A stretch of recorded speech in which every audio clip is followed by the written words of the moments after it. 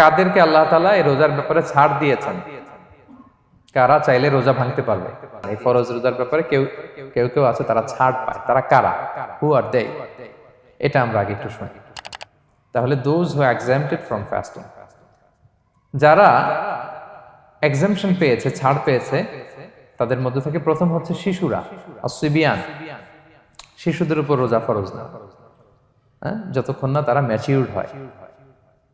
শিশুদের উপর কিন্তু রোজা ফরজ না, প্রাপ্তবয়স্ক হওয়ার আগ পর্যন্ত ফরজ না। তাই বলে আবার শিশুদেরকে রোজা রাখতে বাদ সাধবেন না, রাখতে দিবেন না। আমার বড় মেয়ের বয়স 8 বছর, সে গতকাল রোজা রেখেছে, সে মহা খুশি। সে কখনো অডিও কল দেয়, কখনো ভিডিও কল দেয়, কখনো ইফতারের ছবি পাঠায়।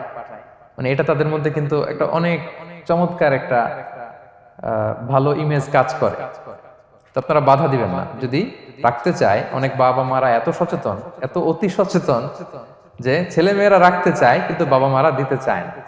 1-2 দিন না খেয়ে থাকলে বাচ্চারা মরে যায় না, কিন্তু তার মধ্যে এই যে একটা স্পিরিচুয়াল একটা কি বলবো ভাইব আসলো, একটা স্পিরিট আসলো, এটা যেন আমরা নষ্ট না করি। আমার মনে আছে বৈশাখী টেলিভিশনে একটা লাইভ প্রোগ্রামে এক ছোট্ট মেয়ে প্রশ্ন করতেছে যে, হুজুর আমি তো রোজা রাখতে চাই, আম্মু আমাকে রাখতে দেয় না, তো আম্মুকে একটু বলে দেন যাতে আমাকে রাখতে দেয়।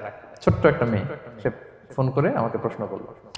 তো দেখেন যে এটা ওই বাবা মায়ের তো গর্ব করা উচিত যে আমার ছোট্ট মেয়ে 7 বছর 8 বছর, যদিও এখনো ফরজ হচ্ছে না, আর কয়েক বছর পরে হবে, কিন্তু সে রাখতে চায়, সে সেলিব্রেট করতে চায় সে আমাকে। তা আমরা যেন তাদেরকে বাধা না দেই, আমরা যেন তাদেরকে ইন্সপায়ার করি। আমার মনে আছে আমি ছোটবেলা, তখন আমি মাদ্রাসায় ভর্তি হই নাই, আমি তখন স্কুলে পড়তাম, তো খুব ছোট, কিন্তু আমি রোজা রাখতে চাইতাম, আব্বা আম্মা দিতে চাইতো না। আমার দাদি আমাকে বলতো যে তুমি একটা কাজ করবা, তুমি সকালে স্কুলে যাবা, দুপুর 12টায় ফিরে আসবা, এসে খেয়ে ফেলবা, তো হাফ রোজা হয়ে গেল, অর্ধেক। এরপরের দিন আবার সকালে না খেয়ে যাবা, দুপুর 12টায় এসে খেয়ে ফেলবা, অ্যানাদার হাফ, তো 2 হাফ মিলে একটা হয়ে গেছে। এইভাবে আমি অনেকগুলো রোজা রাখছিলাম ওই বছর। এখনো এই স্মৃতি আমাকে স্মৃতিকাতর করে। আমার দাদি, যে আমার দাদি নাই, চলে গেছেন, আল্লাহ আমাকে জান্নাত নসিব করুক, আমরা দোয়া করি।